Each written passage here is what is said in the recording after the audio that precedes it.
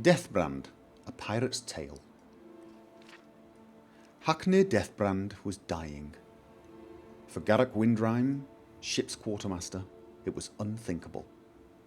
His grandfather had served under Hackney nigh on 60 years before, and even then he was a legend among the pirates of the north. The king of the ghosts, they called him, as eternal and pitiless as the sea he sailed. To Garrick, who had seen him charge into battle, clad in armour of gleaming Skyrim, like the kings of old, his twin swords scything men like grass, Hackney was practically a god. But none feared Hackney more than his own crew.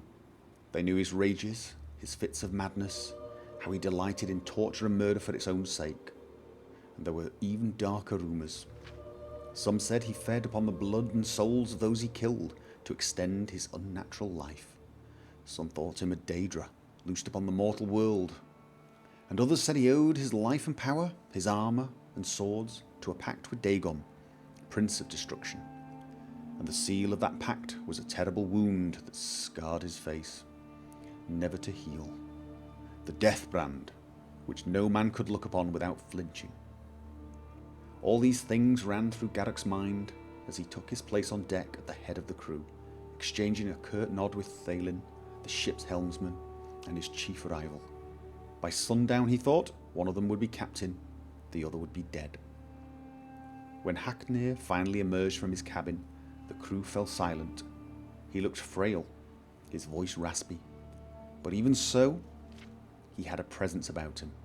As he looked over his men, the most brutal murderers ever to ply the northern seas, not one could meet his gaze. At last he sighed. "Do you wish to know who will be my successor, and how my share of the treasure shall be divided?" That was the question, but even so, there were murmurs of protest. Hackney cut them off. "All these years I have looked for one who was worthy to take my place, or strong enough to take it from me. Not one of you even comes close, and so none of you shall have it." He extended his hand. "In Dagon's name I place a curse upon my armour and my swords, this ship and all it carries, until the day when one of you can best me in combat. You shall have not a single coin." He looked up at them. "Be grateful I have left you with your lives." Garrick and Thalin shared a single glance. Had anyone else said such a thing, there would have been mutiny, 100 treasure-mad pirates against one old man. But this was Hackney. The crew was silent. Hackney threw a map at Garrick's feet. "Garrick, take a longboat and bury my armour in the places I have marked. Thalin, we sail to my tomb, where you shall leave me with my gold. Then burn your ships and do as you will. I am your captain no more." And with that he turned and stalked back to his quarters. At daybreak, Garrick took his leave and set out in a longboat with 3 of his men.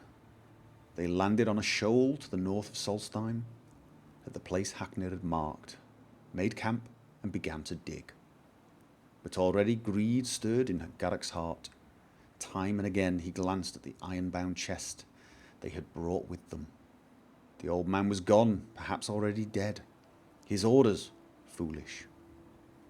That night, Garrick pried open the chest and drew out the helm within. The Stalrim shimmered in the moonlight. It was time for a new king of the ghosts to rise. He placed the helmet on his head, and he screamed. And it is said you can hear that screaming still on moonlit nights on a rocky shoal off the northern coast of Solstheim. Postscript.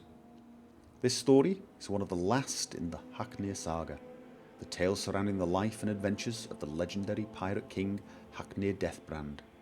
How much of it is actually true, if indeed any of it is true, I leave to the reader's discretion. Artiste Draylen, House Redderin Scribe.